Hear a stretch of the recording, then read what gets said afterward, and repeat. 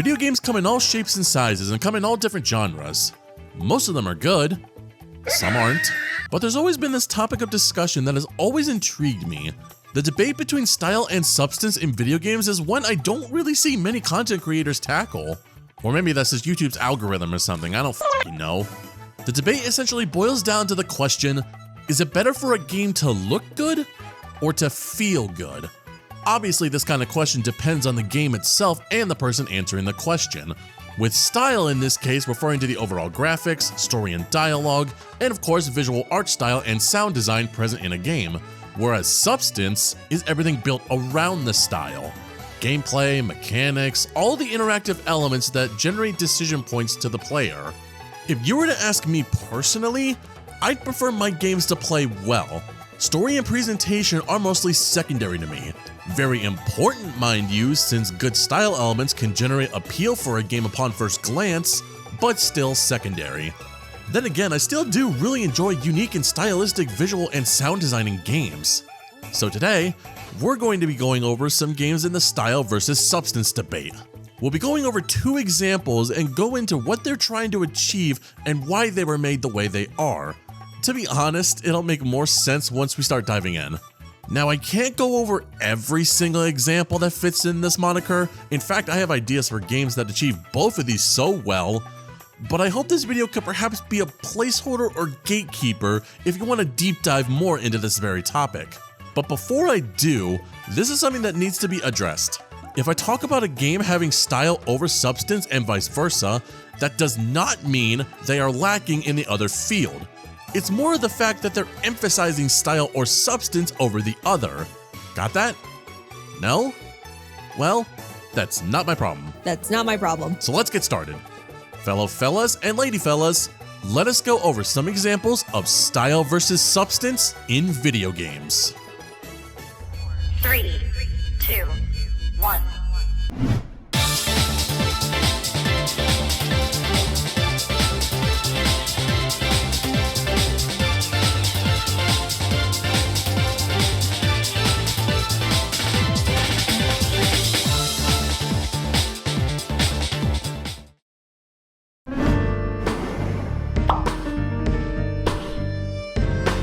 In a sea of people creating thematically similar stuff to yours, you have to find a way to stand out, take risks, make something weird and out there to mark yourself as worth the time and day. And to the surprise of absolutely no one, if there was one game developer today that could easily claim the title as the master of all things stylish, it's without a doubt Grasshopper manufacturer and the man, the myth himself, Suda51. Suda's design philosophy of making games that others won't even think about is what makes him the beloved man he is today. And this especially holds true to the game Killer 7, an action-adventure cult classic that released on the GameCube and PlayStation 2 in 2005, and would then get a release on Steam in 2018. Killer 7 takes place in an alternate Earth where Japanese politics are dominated by the UN Party and Liberal Party, with the UN Party more powerful and making their move to sever ties with the United States. The game follows an elite group of assassins called the Killer 7. The assassins, physical manifestations of a man named Harmon Smith, perform hits on behalf of the United States government. Through these missions, the Killer 7 uncover a deeper conspiracy regarding the role of Japan in US politics and secrets about the nature of their organization. Yeah, this game is super political and I'm in no place to talk about it here, but there's already videos that go into detail about the politics aspect of this game, so I'll leave that in a card above if you want to check it out. We're here to talk about everything presentation-wise. The game's art direction is very unconventional. Like, low-key, what the hell even is this game? I can't really describe it all that well, but it's not exactly an art style you'd see every day. An art house game, if you will. The assassins themselves look super stylish, there's a heavy emphasis on shadows and kind of muddled colors. Everything looks so polygonal in texture and design, considering this was when hyper-realistic looking games were only starting to gain its footing. Honestly, I could say the game is niche and obscure by design alone, but that's just how Suda51 is with his games. Even his more recognizable and latest games, the No More Heroes series, feels just as weird and out there in style and tone, much like how Killer 7 is. Initially, the reception of this kind of style was mixed. A lot of people back then were saying that it was like the one niche game with unintuitive controls and looking artsy-fartsy for the sake of it. And that may be the case for some people. But personally, I feel this was a bold step in the right direction to get games that look more unique in visuals. The gameplay is incredibly straightforward, but the simplicity feeds directly into the game's story rather than the opposite. The substance makes you pay closer attention to the unconventional style, which is the reason why a lot of games nowadays are considering this to be a cult classic. The game is also debunked for its low, wacky Japanese storytelling, but again, this could be just a matter of not being with the times, since nowadays, I really don't mind what Suda was trying to go for here. Yeah, it's complicated, but there's a lot of interesting and twisted themes happening throughout this grand narrative that it's a little too hard to not focus on them. This game definitely feels like it's unlike anything I've ever experienced before, so maybe I can analyze this game later on, who knows. Let me know in the comments if that would be something you guys would like to see, but until then, all I can really say is that Killer 7 is one of the weirdest experiences I have ever seen in the video game industry, and I was all for it.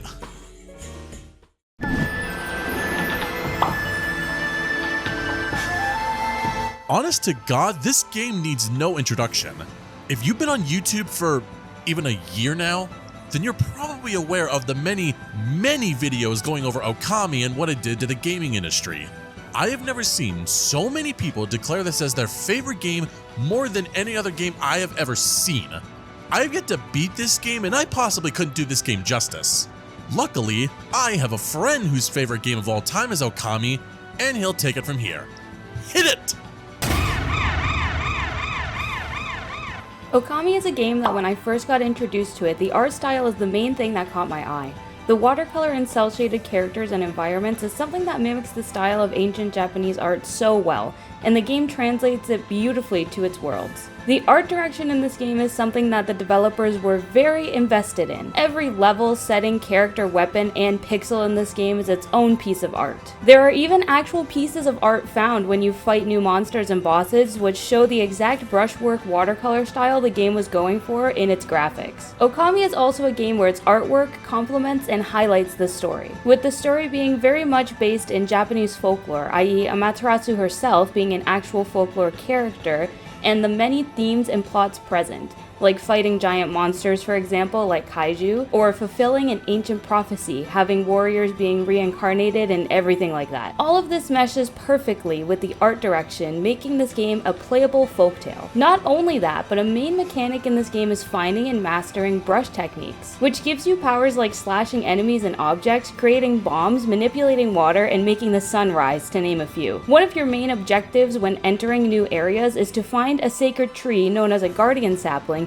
and bloom it with your brush magic, ridding the area of demonic entities and curses, making some of the most beautiful and well-crafted cutscenes play out, where you get a view of the entire area as well as seeing it bloom and burst with flowers and life. For each of these powers, you are required to take your controller and draw out shapes and actions with a paintbrush yourself, again matching the brushwork designs of the art in the game as well. Art plays such an integral role in this game. Even your traveling companion named Isun, who outside of having to be put in Hori jail, is an aspiring artist, and his character arc revolves around growing as an artist and a person throughout the game. Heck, this game had so much key art and masterpieces that went into it that they made an entire art book completely done up in the watercolor and brushwork style. The art book doesn't even have a piece of in-game pictures in it. It's all just character designs, locations, and monsters in a perfectly recreated Japanese watercolor style. Not only is the visual art splendid, but the music is just as much of a treat. Good lord, this game has some bangers. The music pairs with the visuals so well, and just like the visuals, is crafted perfectly to fit every situation and emotion of the game. Not only are there extremely calming songs, like ones found in most lands and cities, as well as when you enter an origin mirror, but really intense ones as well when you're battling certain monsters and creatures. Each river, cave, minigame, cutscene, and even some NPC encounters have individual music, and all of it fits the vibe of the scene so well. One of my favorite arrangements in the game is called Reset, that plays in the ending when gathering strength to defeat the final boss.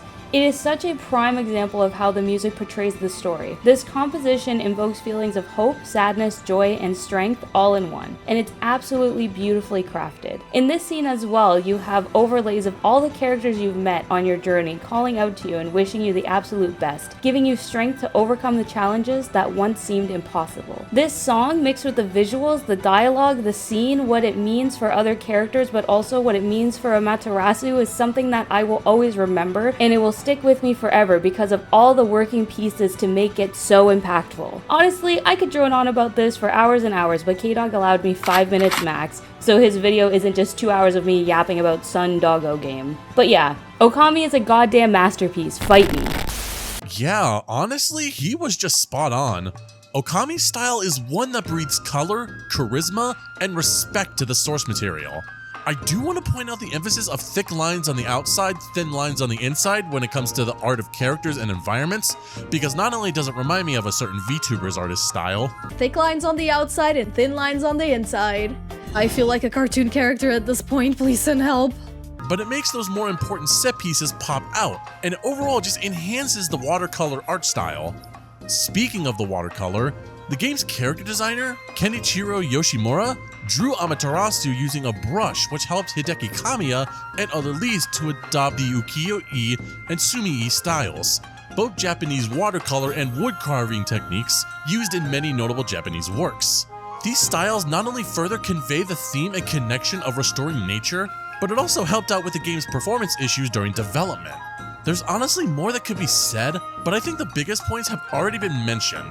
Bottom line is, this game is gorgeous as fuck, and it's no surprise why so many people I've met have this as their favorite game of all time.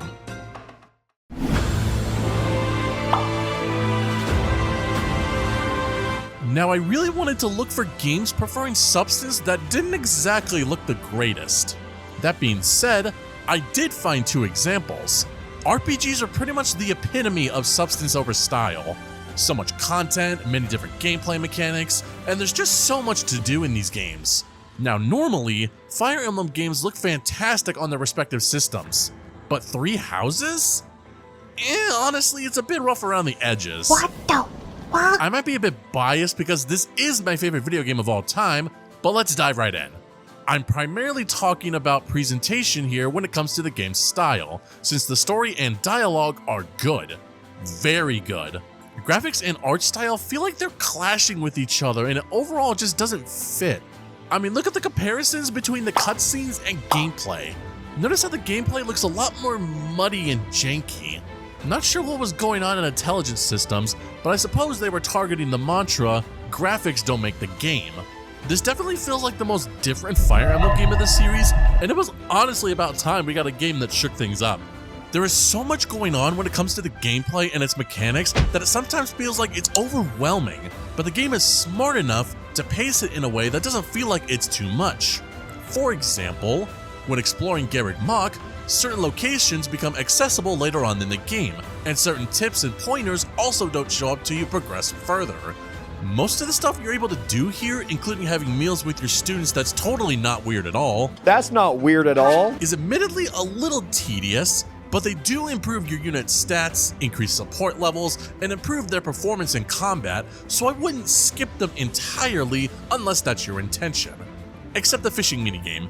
That shit is so addicting that it has become the basis for RPGs, and that every one of them has to have a fishing minigame in them. Also, unlike most Fire Emblem games, where you gain new units at a steady pace, Three Houses has most units you can recruit right from the get-go in each route. So while you start off with 8 units, you can always just recruit more units from different houses, given that you meet their requirements in stats and weapon rank. Plus, you'll more than likely be exploring the monastery more than being in the actual grid-based battles. The customization options for weapons and skills on all your characters is so ingenious to me. Yeah, each student has their own preferences, but you can train your students the way you want them to be, given a lot of freedom with how your army turns out. You have to choose which events and activities to trigger and which of your units, losing access to others in consequence. And of course, you have your typical classic and casual modes where units either die for good, or they retreat if they're defeated till the end of the chapter. Thank God. No stupid ass Phoenix mode from Fates in this game. Or any other game for that matter. And also, the Divine Pulse shenanigans where you basically become Dio Brando? Enough said. Once you hit the battlefield, you're given even more mechanics to play with, such as battalions to launch powerful gambit attacks at enemies, any class being generally free to use any weapons they want, as well as combat arts, which may take up more of your weapon's durability, but have passive effects that can really change the tide of a battle. But at the same time, much like Gaiden and Echoes, there's no weapon triangle in this game. Some may say that the game without the weapon triangle loses some of its identity since it's a core mechanic that makes the series stand out, and yeah, I can see that. But I honestly don't mind it here. Most classes can use any weapon type, and having the weapon triangle could make things a little confusing on the player. And of course, much like any other great game, Three Houses got a DLC expansion with new characters, maps, classes, and more. I likely have more that I have yet to go over, but that's what happens when a game is packed with so much content that it's taken me nearly 300 hours to get through all 4 of the game's routes. Man, and I thought I'd seen it all with RPGs, god damn.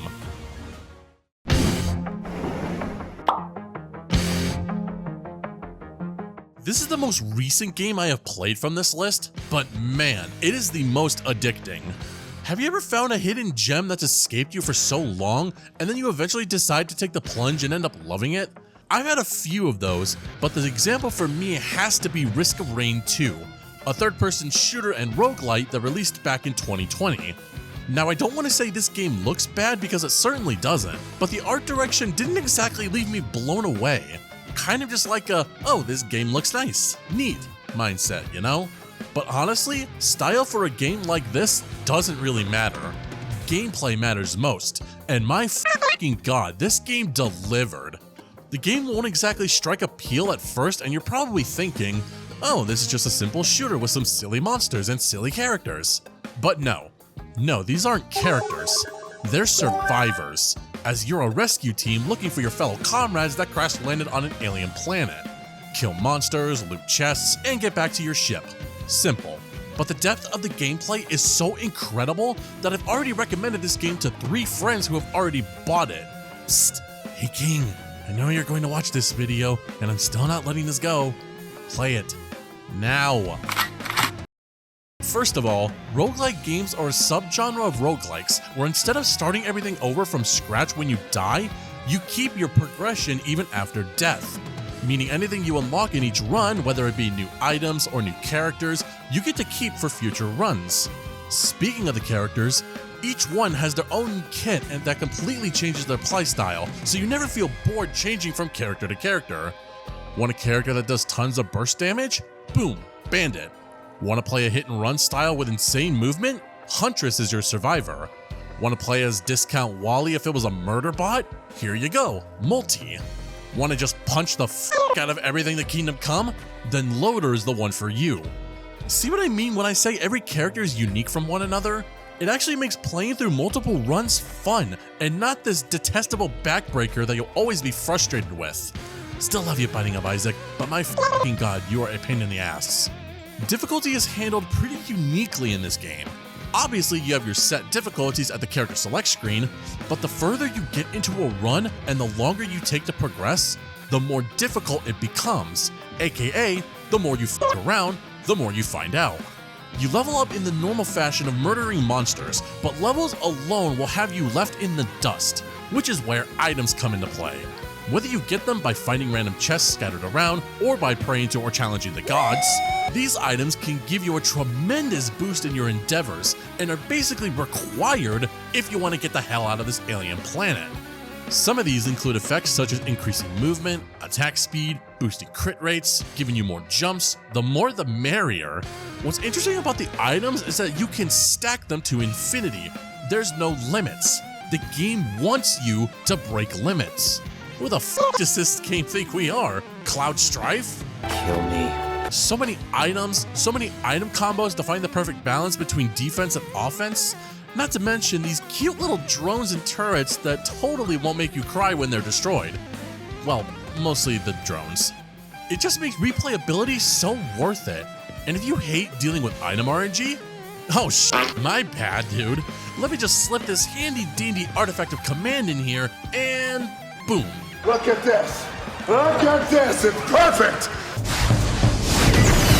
Artifacts in this game are game modifiers that give off certain effects in your run, such as being able to choose whatever item you want out of a chest, a single type of enemy spawning every stage, or you doing 500 damage, but you're at 10% health. Good luck with that one. And with there being 16 of these artifacts, and with all of this going in the game's favor, it of course makes every run you play feel unique. Stages and items are randomized, except for that, so you'll never know where you'll go or what items will help you aid you in destroying monster scum until you press that start button. You'd think this is one of those games where it would eventually get so bored that you'd end up falling asleep at your gaming setup, but no.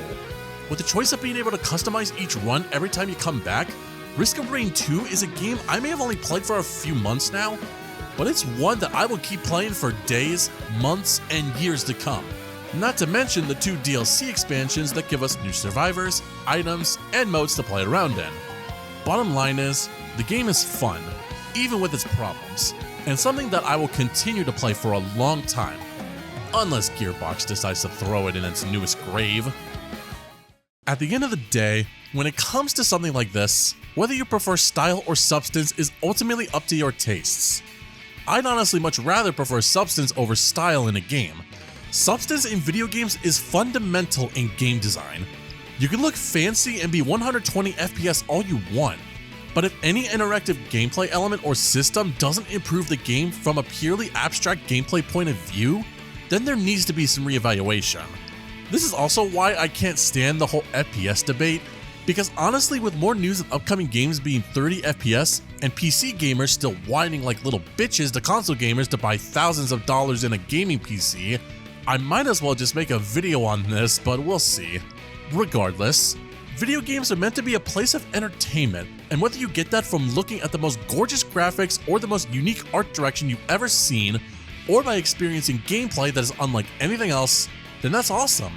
Gamers these days should honestly be more worried about playing and enjoying video games however they want to play them, and not having daily temper tantrums trying to one-up everyone who disagrees with them on Twitter, because that really goes to show the kind of person you truly are. I don't care about your petty little arguments that 60 FPS should be the standard. If a video game is playable at 60 or even 30 FPS, I'm going to play it. Yeah, I really should make a video like this, should I? Anyways, go play your favorite video games and go enjoy them. Isn't that what video games should be all about in the first place?